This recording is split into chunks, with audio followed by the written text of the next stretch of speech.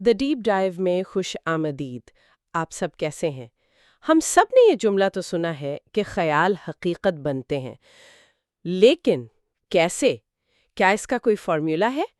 آج ہمارے سامنے ایک بہت ہی خاص کتاب ہے، ایک ایسی کتاب جو دعویٰ کرتی ہے کہ اس نے اس فارمولے کو ڈی کوڈ کر دیا ہے، روحانیت کو ایک سائنس کے طور پر پیش کر کے۔ بالکل۔ آج ہم حضرت خواجہ شمس الدین عظیمی صاحب کی شہرہ آفاق کتاب شرح لوح و قلم پر بات کر رہے ہیں۔ یہ کتاب دراصل سلسلہ عظیمیہ کے بانی حضرت قلندر بابا اولیاء رحمۃ اللہ علیہ کی تعلیمات پر مبنی ہے، اور ان کی خاص بات یہی تھی کہ انہوں نے روحانیت کو جدید سائنسی زبان میں سمجھایا۔ تو آج کی گفتگو کا مرکز اس کتاب کے بالکل ابتدائی صفحات اور ڈاکٹر مقصود عظیمی صاحب کے بیان کردہ کچھ اہم سوالات و جوابات ہیں۔ تو چلیں اس سفر کا آغاز کرتے ہیں، اور آغاز ہی ایک ایسے واقعے سے ہوتا ہے جو بے وقت حیران کن بھی ہے اور ایک تنبیہ بھی۔ مجھے پڑھ کر بڑی حیرت ہوئی کہ جب مرشد کریم نے پہلی بار اس علم کی کلاسیں شروع کیں تو تمام طلباء ماورائیت کے چکر میں پڑھ کر گمراہ ہو گئے۔ جی، یہ ایک بہت ہی اہم نکتہ ہے۔ کوئی خود کو قطب سمجھنے لگا، کوئی ابدال، یہاں تک کہ وہ آپس میں کہتے تھے کہ چائے تو اپنے علاقے میں جا کر پئیں گے۔ میرا سوال یہ ہے کہ علم کی جستجو میں کوئی اس طرح کیسے بھٹک سکتا ہے؟ یہ تو علم حاصل کر رہے تھے، کوئی جادو تو نہیں سیکھ رہے تھے۔ آپ صحیح کہہ رہی ہیں، یہ بظاہر بہت عجیب لگتا ہے، لیکن دیکھیں، اس کی وجہ یہ ہے کہ یہ علم عام انسانی شعور کی گرفت سے بہت بلند ہے۔ اسے یوں سمجھیں کہ اگر کسی ایسے شخص کو فارمولا 1 ریسنگ کار دے دی جائے جسے ٹھیک سے سائیکل چلانی بھی نہ آتی ہو، تو نتیجہ کیا ہوگا؟ حادثہ ہوگا، ظاہر ہے۔ حادثہ ہوگا۔ یہاں بھی یہی ہوا۔ جب شعور میں اتنی پختگی نہ ہو کہ وہ حواس کی ان تیز رفتار لہروں کو سنبھال سکے تو انسان بہک جاتا ہے، وہ حقیقت اور وہم میں فرق نہیں کر پاتا۔ اچھا، تو یہ فکری بنیاد اور تھیوری کو سمجھنا اتنا ضروری ہے؟ مطلب عملی مشقوں سے پہلے تھیوری پر مکمل عبور حاصل کرنا لازمی ہے، ورنہ فائدے کے بجائے نقصان ہو سکتا ہے۔ بالکل، اسی لیے قلندر بابا اولیاء نے تھیوری پر بہت زور دیا ہے۔ پہلے علم کو سمجھنا، پھر اسے اپنے اندر اتارنا، اور پھر کہیں جا کر عملی مشقوں کی طرف آنا۔ اسی تھیوری سے جڑی ایک اور دلچسپ بات یہ سامنے آئی کہ حضور علیہ الصلوۃ والسلام نے قلندر بابا اولیاء کو یہ کتاب لکھنے کا حکم دیتے ہوئے فرمایا کہ ماد کے چھپائے گئے باب کو سامنے لایا جائے۔ جی، اب یہاں ذہن میں فوراً سوال آتا ہے کہ یہ ماد کیا ہے اور اسے چھپانے کی ضرورت کیوں پیش آئی؟ یہ اس پورے علم کی بنیاد ہے۔ قرآن حکیم کے بنیادی طور پر 3 بڑے شعبے ہیں۔ پہلا ہے معاشرت، یعنی سماجی قوانین، زندگی گزارنے کے اصول، جنہیں ہم شریعت کہتے ہیں۔ دوسرا شعبہ ہے تاریخ۔ اور یہاں تاریخ کا مطلب صرف بادشاہوں اور جنگوں کی کہانیاں نہیں ہے نا؟ آپ نے بالکل صحیح پکڑا۔ یہاں تاریخ کا مطلب ہے فکر انسانی کے ارتقاء کی داستان۔ یہ سفر حضرت آدم علیہ السلام کی معصومیت سے شروع ہوتا ہے، پھر حضرت ابراہیم علیہ السلام تک پہنچتا ہے، جنہوں نے پہلی بار منطقی سوچ یعنی لاجیکل تھنکنگ کا استعمال کیا، اور یہ سفر حضور علیہ الصلوۃ والسلام پر آ کر اپنی معراج کو پہنچتا ہے، جب انسانی فکر وجدان کی حدوں کو چھونے لگتی ہے۔ آپ نے معاشرت اور تاریخ کا ذکر کیا، یہ تو سمجھ میں آتا ہے، لیکن قرآن کا تیسرا ستون کیا ہے؟ کیا کوئی ایسی چیز ہے جو ان دونوں سے بھی زیادہ گہری ہو؟ جی ہاں، تیسرا اور سب سے گہرا شعبہ ہے معاد۔ یہ روحانیت کا مکمل علم ہے۔ انسان کیوں اور کیسے بنا، اس کائنات میں اس کا کردار کیا ہے، اور اس کا اگلا سفر کیا ہے۔ یہ ایک طرح سے انسان کا کائناتی یوزر مینول ہے۔ کائناتی یوزر مینول، کیا خوبصورت اصطلاح ہے۔ تو پھر اس یوزر مینول کو چھپایا کیوں گیا؟ وقت کے ساتھ ساتھ اسی علم کو علم سینہ کر محدود کر دیا گیا۔ یہ کہا جانے لگا کہ یہ راز کی باتیں ہیں جو صرف خاص لوگوں کو بتائی جا سکتی ہیں۔ بدقسمتی سے پھر دھیرے دھیرے یہ پیری مریدی کا ایک کاروبار بن گیا، جہاں علم کو طاقت اور کمائی کا ذریعہ بنا لیا گیا۔ اسی سوچ کو توڑنے کے لیے سلسلہ عظیمیہ نے انقلابی قدم اٹھائے، مرید کی جگہ دوست کی اصطلاح استعمال کی، اور گدی نشینی کے تصور کو مکمل طور پر ختم کر دیا، تاکہ علم سب کے لیے عام ہو سکے۔ اچھا، تو یہی وجہ ہے کہ کتاب میں بار بار روحانی سائنس، روحانی اسکالر اور روحانی سائنسدان جیسے الفاظ استعمال کیے گئے ہیں۔ مقصد یہ ہے کہ اسے کسی خفیہ علم کے بجائے ایک سائنس کی طرح سمجھا جائے جس کے باقاعدہ اصول اور فارمولے ہیں۔ آپ صحیح کہہ رہی ہیں۔ اسی سائنسی نقطہ نظر سے کتاب کے پہلے لیکچر کا آغاز ہوتا ہے، جہاں علم کی اقسام پر بات کی گئی ہے۔ بنیادی طور پر دو قسمیں ہیں، علم حصولی اور علم حضوری۔ اسے تھوڑا آسان الفاظ میں سمجھائیں۔ اسے ایسے سمجھیں، کچھ علم آپ یونیورسٹی جا کر، کتابیں پڑھ کر، محنت کر کے حاصل کرتے ہیں، یہ علم حصولی ہے۔ تمام مادی علوم اسی میں آتے ہیں۔ اور کچھ علم آپ کو وراثت میں ملتا ہے، جیسے آپ کی آنکھوں کا رنگ یا آپ کی صلاحیتیں، یہ علم حضوری ہے، یعنی وہ علم جو اللہ کے ہاں پہلے سے حاضر ہے اور آپ کو بغیر کسی کوشش کے منتقل ہو جاتا ہے۔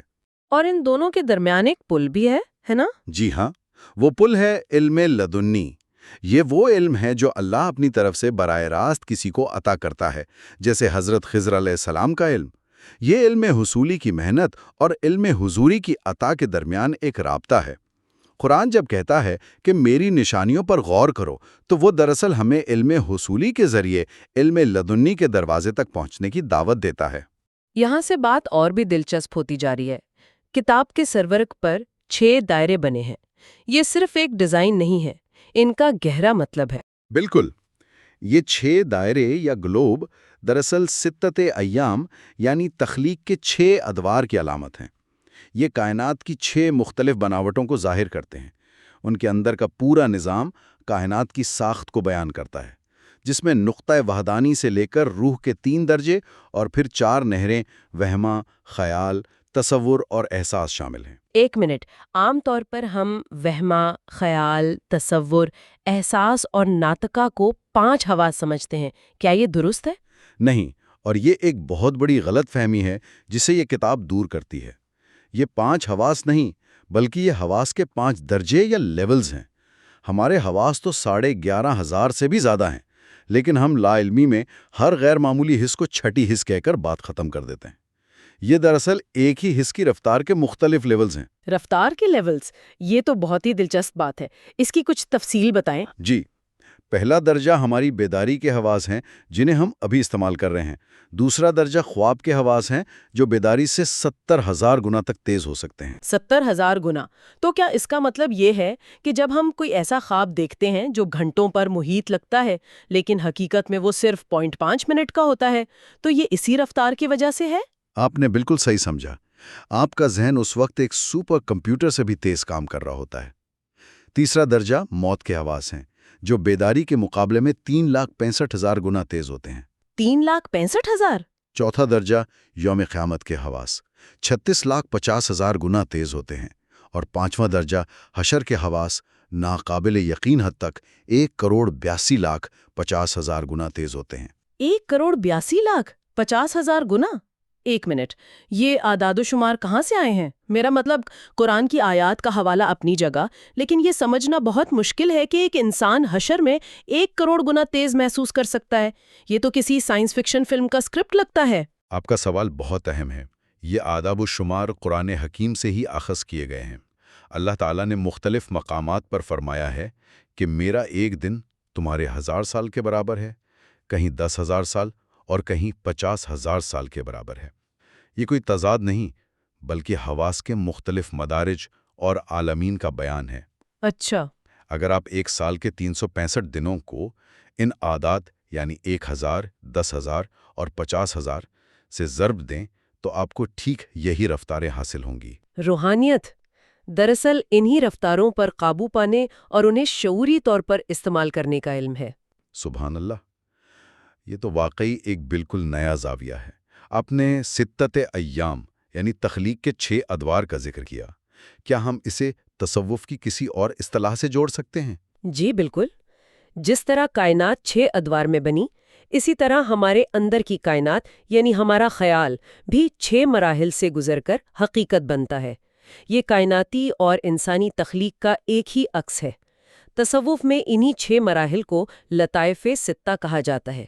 ان 6 مراحل کو تھوڑا کھول کر بیان کریں۔ اسے ایسے سوچیں جیسے آپ کوئی تصویر بنانا چاہتے ہیں۔ پہلے آپ کے ذہن میں ایک دھندلا سا آئیڈیا یا اطلاع آتی ہے، یہ ہے لطیفہ اخفا۔ پھر آپ اسے ایک واضح تصویر یا خیال کی شکل دیتے ہیں، یہ ہے لطیفہ سری۔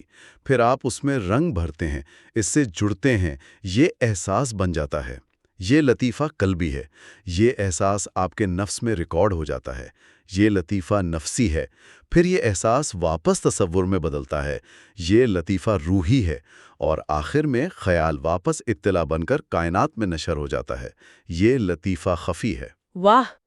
تو یہ 3 نزولی اور 3 صعودی حرکتیں ہیں، اور یہ کوئی اتفاق نہیں کہ لوح و قلم میں رویا کی صلاحیتوں کے بھی 6 ہی مدارج بیان کیے گئے ہیں۔ بالکل۔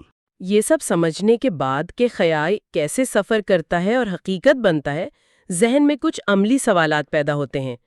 مثلاً اگر ہمارا ہر خیال اتنا طاقتور ہے تو ہمیں اپنی روزمرہ کی گفتگو میں کتنی احتیاط کرنی چاہیے؟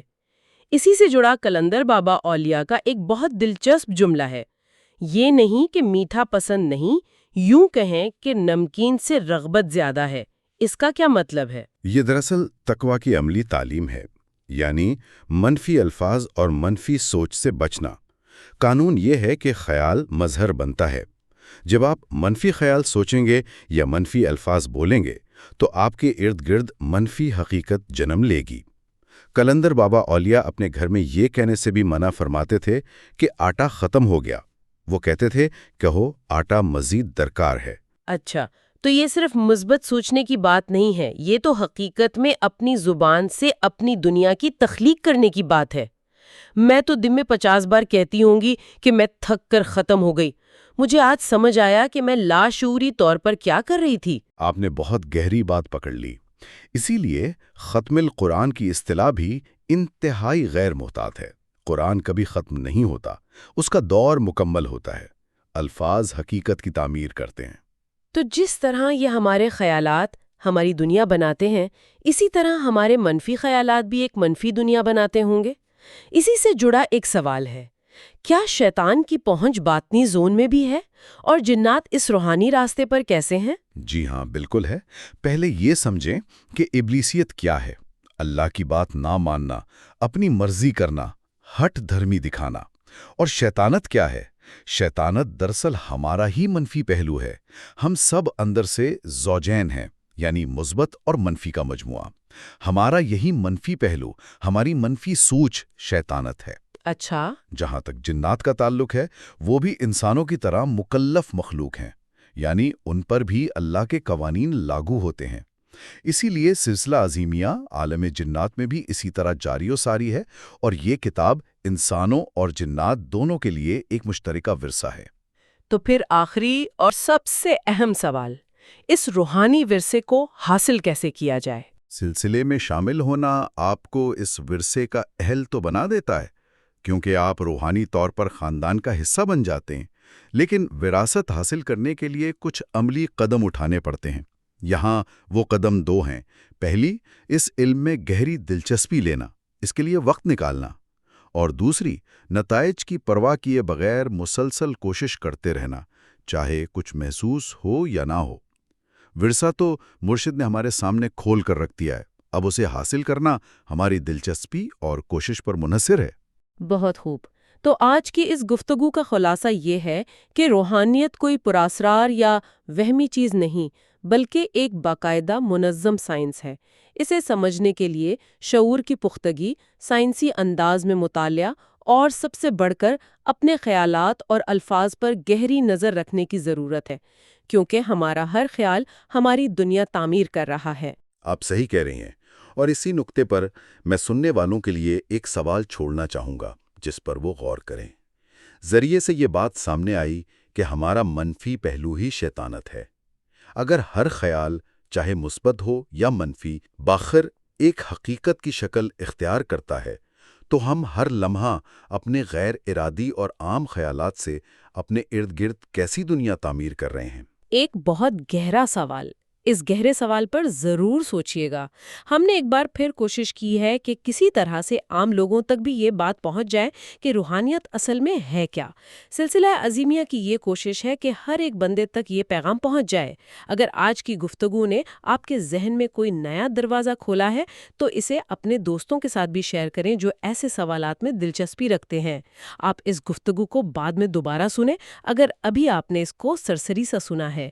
اس چینل میلوڈی آف ڈیوائن کو سبسکرائب کریں، ویڈیو کو لائک کریں اور کامنٹس میں بتائیں کہ آپ کو کون سی بات سب سے زیادہ دلچسپ لگی، چاہے آپ کو ایک لفظ کی بھی سمجھ لگی ہو۔ بہت ساری دعاؤں کے ساتھ اللہ حافظ۔